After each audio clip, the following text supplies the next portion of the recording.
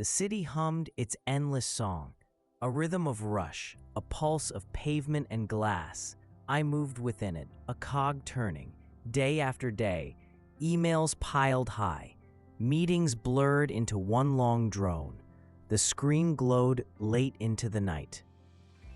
Sleep offered little rest. My mind raced, replaying conversations, anticipating deadlines. A constant knot tightened in my chest. This wasn't living. It was just enduring. The joy had faded. The passion I once felt for my work, for anything, seemed like a distant memory. I felt hollowed out, a shell going through the motions. Burnout, they called it. It felt more like disappearing. Every morning was a struggle. Pulling myself from bed felt like lifting a great weight. The world outside seemed too loud, too fast. I longed for silence, for stillness, but found none. Not in the city, not within myself. Weekends offered no escape. The exhaustion was too deep. Friends' invitations felt like obligations I couldn't meet. I preferred the quiet of my small apartment, though even there, the noise in my head persisted, a relentless critic, a constant worry. I was adrift, lost in a sea of tasks and expectations. The shore felt impossibly far away. Was this all there was? This endless striving? This perpetual weariness? The question echoed in the empty spaces inside me. One afternoon, the pressure became too much. I left the office, the fluorescent lights buzzing like 1,000 angry insects. I didn't know where I was going. My feet just carried me. They led me to a small, forgotten park tucked between towering buildings. It was an island of green in the concrete ocean, and there, on a simple wooden bench, sat an old man. He wasn't doing anything remarkable. He just sat, his hands rested in his lap.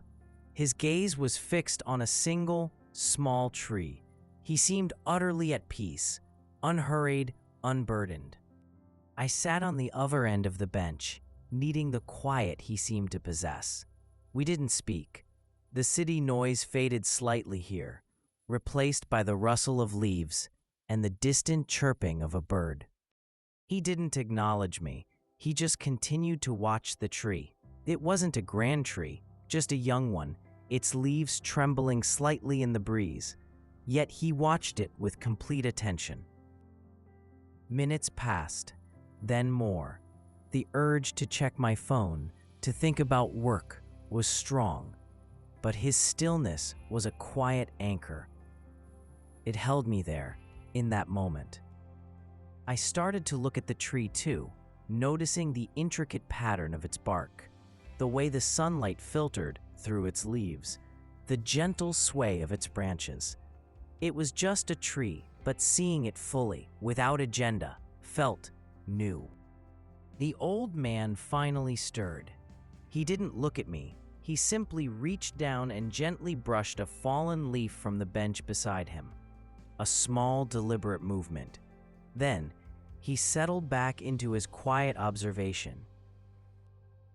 There was no lesson spoken, no advice given, just the shared space, the quiet presence, the simple act of noticing, of tending to the immediate. It was a profound lesson in being. I left the park that day feeling different. The knot in my chest hadn't vanished, but it had loosened. The world outside still rushed, but I felt a tiny bit more grounded. The old man's stillness stayed with me, his quiet attention to the simple tree, the single leaf. It wasn't about escaping the noise. It was about finding a quiet space within it. It was about the present moment, not the past failures or the future deadlines. Just this breath, this step, this single task. The mountain of work didn't disappear, but I started to see it not as one impossible peak, but as a series of small steps. And each step, each email, each meeting could be just that, a single step. done with presence, then released, like the old man releasing the leaf. The weariness is still there sometimes. The city still hums.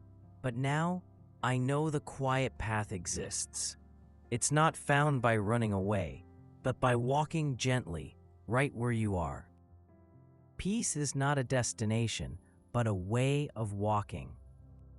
If this story touched your heart, please like, comment, share, and subscribe to our YouTube channel for more soul-stirring stories.